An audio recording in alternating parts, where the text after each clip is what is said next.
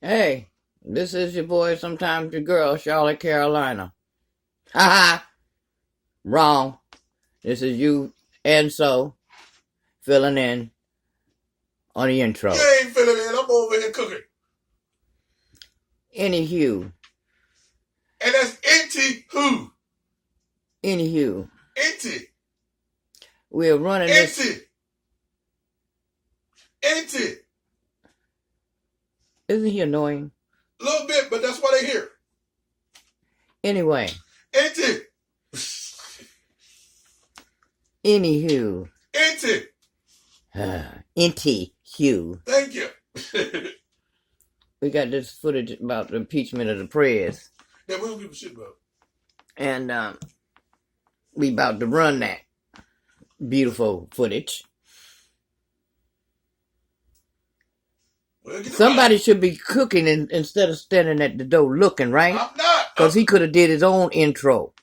Mr. You know who. Charlotte, Carolina. All right, here we go. And that's Mrs.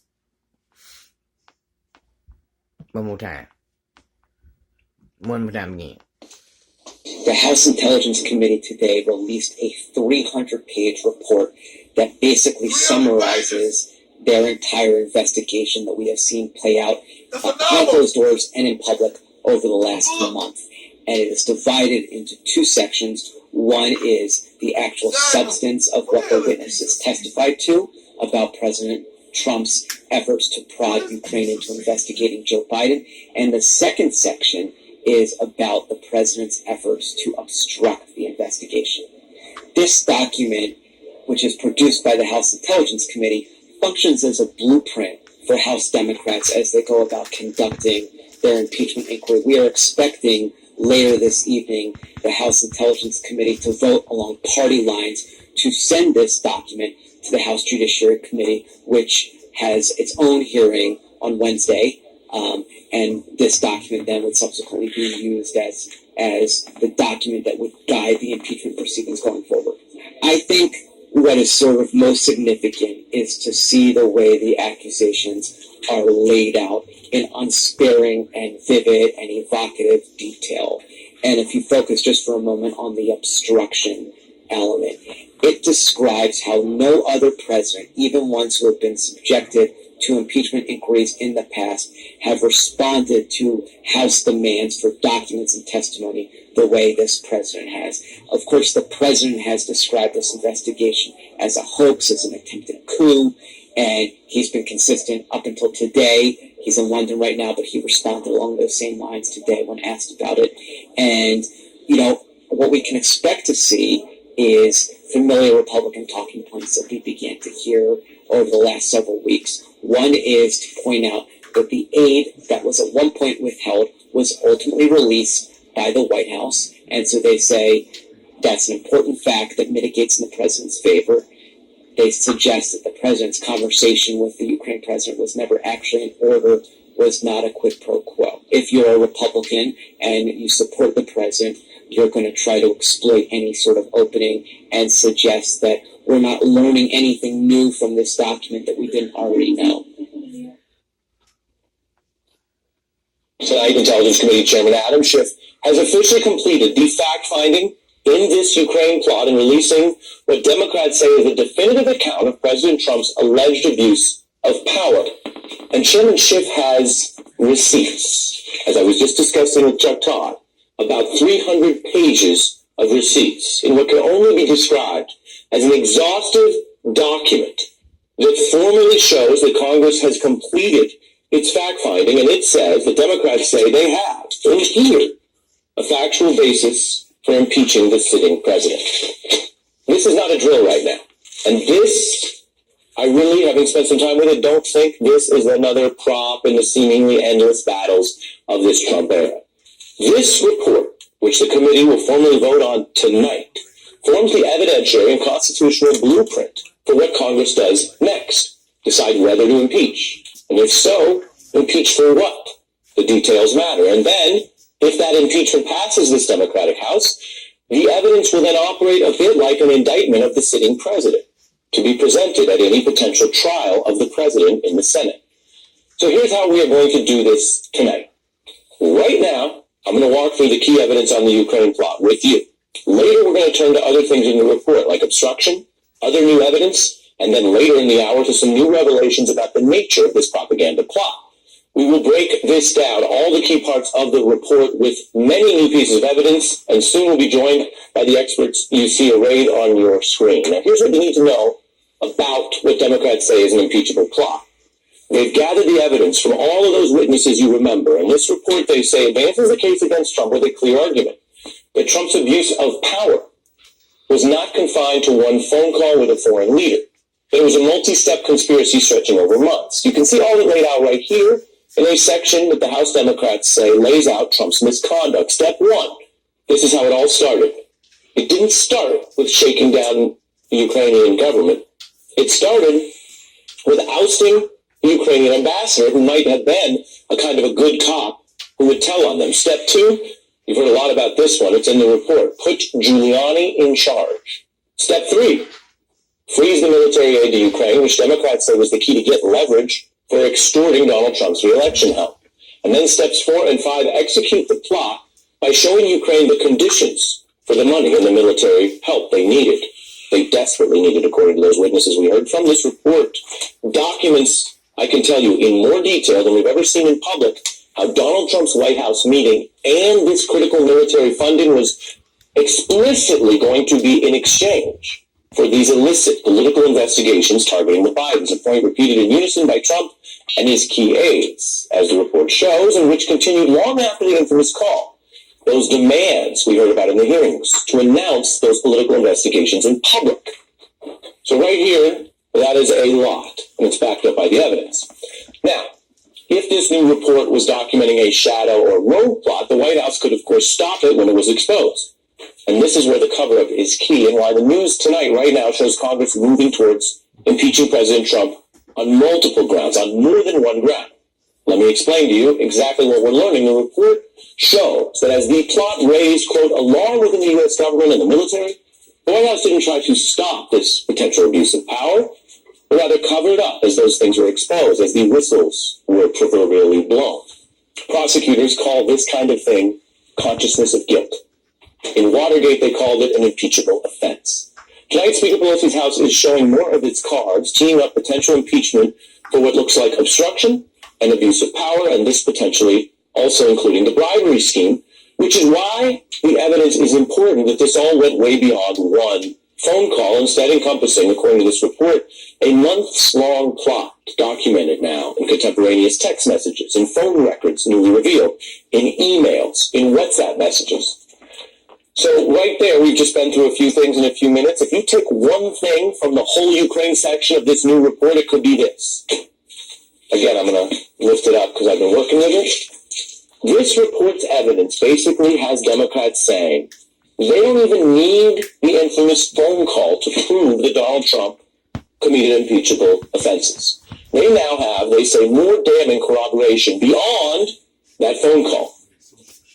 That's pretty interesting right there today. I mean, just let that sink in for a second. This is how investigations often work. Sometimes the worst thing at the start that seems like the whole smoking gun, it actually ends up paling in comparison to what's uncovered later, as the subpoenas fly, as people start to sing. And late today, Chairman Schiff invoked some of this evidence to argue that is why all of this ultimately goes, in his view, beyond the Ukraine call and beyond Ukraine itself. This is not about Ukraine. This is about our democracy. This is about our national security. This is about whether the American people have a right to expect that the President of the United States is going to act in their interests, with their security in mind, and not for some illicit personal or political reason. So Americans should care deeply about whether the President of the United States is betraying their trust in him. We should care about this. We must care about this. And if we don't care about this, we can darn well be assured the President will be back at it doing this all over again. Back at it, doing this all over again. This is real stuff tonight. This is real talk about real potential abuse of power. Adam Schiff is fundamentally talking about deterrence right there in what we just showed. That's the basic foundation for why you punish in Western law. That when you punish, you deter current and would-be criminals. I don't care what you think of Donald Trump as a person or his ideology or the way he comports himself. It is a sad day when that criminal logic is applied to how the president acts or how he uses his powers to run the military. But Adam Schiff is saying the evidence shows that criminal logic does apply to your president right now. In fact, he's released for the very first time scores of phone records that we've never even heard hints of before tonight that show Rudy Giuliani in regular contact with the White House months before any of this plot had spilled out in public, and in contact, this is so key, with the people who had control over the Ukraine money. New call logs that show in April, hours after Rudy Giuliani went on Fox News to promote conspiracy theories about Ukraine, he had 3 secret phone calls with a number linked to the Office of Management and Budget. That is the office that months later ordered the hold on Ukrainian assistance. And 8 calls with another White House number. Well, the president's lawyer can call the president for all kinds of innocent or even boring reasons. But the budget office? Rudy Giuliani has no legal authority there. He has no statutory authority there. He has no business calling the budget office. And you might say, okay, Ari, but like anyone could call anyone, and Rudy Giuliani's Rudy Giuliani, maybe he was just calling around. No. These receipts, these new records, these call logs show OMB, the Office of Management and Budget, also initiating calls with Giuliani and having them for several minutes, over 10 minutes, would look like substantive conversations, and those calls coming the same day he was peddling conspiracy theories about Ukraine on television, in his tweets, again in August, around the same couple of days while Trump aides wrote out their plot to take this money, to seize money, your taxpayer dollars, to exclude Ukraine, so there wouldn't be a fair and free election in 2020. This report has a lot in it that you have to care about, regardless of what you think is going to happen in the House or the Senate. This is a report about efforts on the record now, because the records have suddenly been released, to steal an election, to subvert your democracy. As I said at the top of our broadcast, not a drill. It also, this report, this evidence, puts new heat on Giuliani, because if Congress got these records to their subpoenas, you can bet New York prosecutors have them too, or are about to get them. As for the pressure on Ukraine, the report also debunks another Trump defense that he couldn't have done anything all that wrong if the Ukrainians never knew the function of the extortion. If they didn't know the aid was being frozen for these reasons, then, well, how big of a threat was it? Well, that's an interesting defense if it were true. The records, though, show multiple witnesses testifying and multiple pieces of evidence supporting and corroborating Ukrainians all knew about this before it was publicly reported. So those are some of what we think are the most important factual highlights for you to know about this Ukraine plot in this report. There's also, as I mentioned, there's more evidence on obstruction. There's stuff I haven't even mentioned yet on implicating the top Republican on the Intelligence Committee in some of this, and on one of Giuliani's associates and all the other mysterious calls coming from inside the White House. Hey, I'm Ari Melber from MSNBC. You can see more of our videos right here, or better yet, subscribe to... Isn't there 2 of them?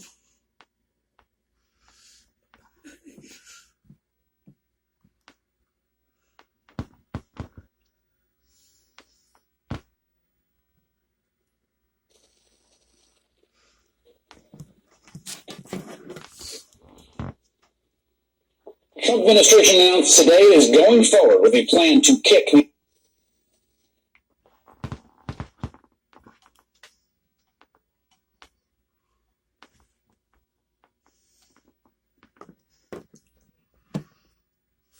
ain't big, but it don't matter. It don't matter. Just go. You're wasting space. You're wasting space and time. Pause. You can intro this, my nigga. Pause. Okay. This one about food stamps and how was it supposed to work? Cause you used to get them, you should know. Don't you get, before you didn't have to have a job, you just had to, be poor? We had to be eligible. What's this way? You had to not make but so much if you worked. Got them if you were pregnant. So then why all of a sudden they want you to work? And then you have to because they're probably giving food stamps to people who can work. And they're not working. And they're not working. Damn, so they say you gotta have a full time. So no, they didn't say you had to have full time, they said you had to have a job. But seasonal, as you see, they trying to drop you. Like if you got a seasonal job, like you work at a mall or... Well, If you have a seat, that's not seasonal. What? The mall? Yeah. No, I mean, you know how you had the seasonal jobs at the mall? But that's only like holidays, so that's not a seasonal job. A seasonal job would be like in construction or. No, what I mean is, you know how you have like the certain shops that only work in certain holidays. What I mean. Okay, like the one with the hams and cheese and stuff. Yeah. I love them cheese lots. But they have a store Right. that open year round Right. where you can get this stuff from. At Christmas time, they just go into the malls and make it easier to make more So do you sales. think that it would be okay for 1 million people to lose their food stamps just because of that? Um, Some of them yes and some of them no. I think if you can provide, no. Right. I don't think they should take it away from somebody that needs it But how would they know because who still needs children won't be eating. it? Yeah, because of their parents' mistakes and laziness and all that, right? Yeah. But how do you really know if somebody's eligible unless they go to your fucking crib? Because as you see her mention, the lady with somebody with 13 kids blowing up in a Cadillac getting all the steaks and meats and shit. Well, she said she ain't found them yet. She been looking. And she ain't found nobody that's pulled up in no Cadillac with 13 kids on welfare. And they don't do that no more. Right. I mean, Rest in peace, ODB, because he did it on live. Remember MTV with the kids? it used to be if the more kids you had, the more you got. Right. But they don't do that anymore. I mean, they try to give you what they're going to give you because they don't give anybody enough to make it through a month. I don't care. $150 is not enough. How much we get, though? 2 something? No, usually you get 167. Right. That may have been a mistake. But every time I got on there, they gave me something like $80, like I'm not even one person. And I didn't really have anything going in. And then when I had to leave my job, they didn't give me anything. I had no kind of help, no kind of way. And they told me it was because I was working. Administration announced today is going forward with a plan to kick nearly 700,000 people off of food stamps. The administration formalizing a rule that makes it harder for states to waive federal standards around who can qualify for the food stamp program, which is now known as SNAP. On a call with reporters today, Agricultural Secretary Sonny Perdue said the change was designed to both save money and, quote, restore the dignity of work to food stamp recipients. What it boils down to is the government saying that in many areas, if you cannot find a job, then you just can't get food stamps. The USDA says the work requirement rule would save the government $5.5 billion over 5 years. That is a bit more than $1 billion a year. Just for context here, the Trump administration has authorized $16 billion this year alone to make welfare payments to agribusiness affected by Trump's trade war. The rule announced today represents just one phase of Trump's planned cuts for the nation's 36.4 million food stamp recipients. If and when 2 other initiatives take effect, the Urban Institute, which studies this sort of thing, estimates the measures would together cut 3.7 million beneficiaries from the SNAP program. Critics say this is a completely unnecessary attack on the poorest Americans and their ability to feed themselves. And joining me now is one of those critics, Democratic Senator Debbie Stabenow of Michigan, the top Democrat on the Senate Agriculture Committee. Senator, why do you oppose this move by the administration? Well, Chris, first I want to thank you for lifting this up. It's a busy day, a lot going on. I think they hoped it might slide by without a lot of attention. So thank you. Our analysis today actually shows, while they say it's 700,000, it's really closer to 1 million people. And what they are targeting are folks that are seasonal workers, part-time folks. Somebody goes out to the mall during the holidays and gets a job, but then the job goes away in January. Or a waitress or waiter that can't control their own wages. Or somebody in northern Michigan who is working part-time during the summer season, or during the winter season. So it's people in and out of the economy, and they're tightening things up. And I have to say that they're rejecting what we did in the Farm Bill. On a bipartisan basis, we voted this policy down, and there are 47 of us with a letter with Lisa Murkowski and myself who sent a letter to the USDA saying don't do this, and yet they are proceeding anyway. Okay, so that was me to my next question. My understanding was this was litigated in the Farm Bill. There was a plan to write this into law, and it failed. It didn't have political support, and in fact, what did have bipartisan political support for the Farm Bill that passed, that is what authorizes SNAP, by the first branch of the United States government, all its branch, Congress, was not to do this. How can they then do it? Well, it's like everything else they're doing, where we have to look for a way not to push back.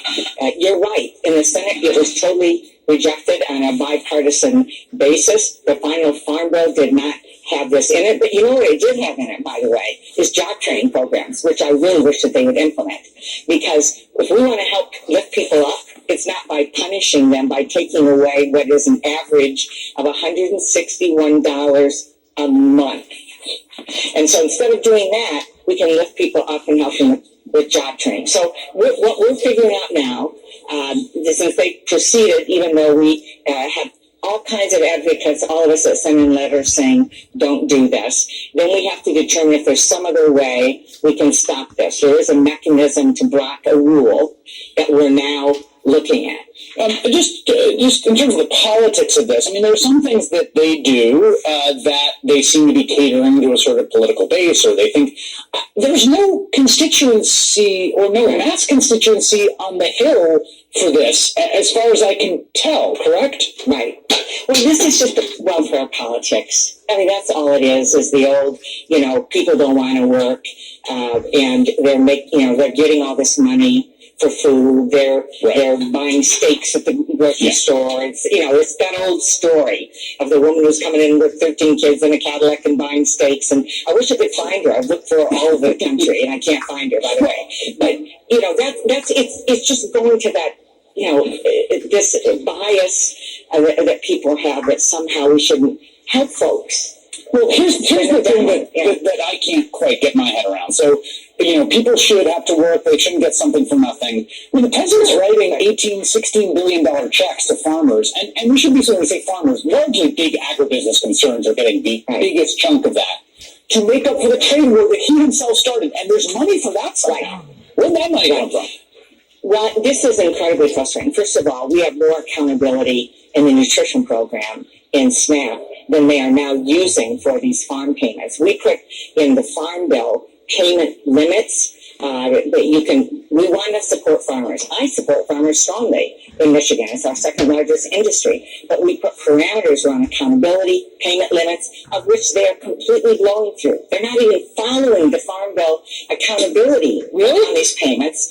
Right. And I just put out a report with the Senate Democrats on the Agriculture and Nutrition Committee showing the majority of payments aren't even going to the folks that are hurt the most. Majority of the payments are going to the South. They're going to folks that commodities, big commodities that have not been impacted, not the Midwest, that are losing their markets. So this whole thing, it's not fair. It boggles the mind. Sure doesn't sound fair to me. Senator Debbie Stabenow of Michigan, thank you for being with me tonight. Hey there, I'm Chris Hayes from MSNBC. Thanks for watching.